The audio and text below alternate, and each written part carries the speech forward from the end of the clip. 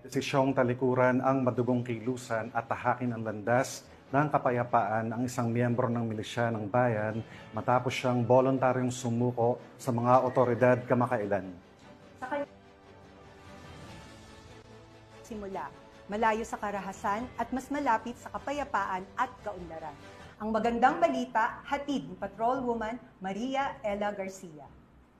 Nagbalik loob sa pamahalaan ng isang 53 anyos na miyembro ng milisya ng bayan sa Pinukpok, Kalinga. Nito lamang Hulyo 7 taong kasalukuyan. Batay sa ulat ng Kalinga PPO, isinuko ng dating rebelde ang isang Garand rifle na may serial number, 2 clips ng Garand rifle at 16 na live ammunition ng caliber 30. Ang pagsuko ay isinagawa sa tulong ng mga operatiba na pinangunahan ng Pinukpok MPS 103rd Infantry Battalion ng Philippine Army. Katuwa ang Provincial Intelligence Team ng Kalinga ng Regional Intelligence Unit 14, 153rd Maneuver Company ng Regional Mobile Force Battalion 15, Kalinga Police Provincial Office. Ang dating rebelde at ang mga isinukong armas ay kasalukuyan nang nasa kustodiya ng 103rd Infantry Battalion Philippine Army para sa debriefing at kaukulang proseso. Patuloy naman ang panawagan ni Police Colonel Mangili sa mga natitira pang miyembro ng komunistang teroristang grupo at NPA na magbalik loob sa pamahalaan at yakapin ang mga programa ng gobyerno na nagsusulong ng kapayapaan at kaligtasan sa bawat mamamayan. Mula dito sa Baguio City,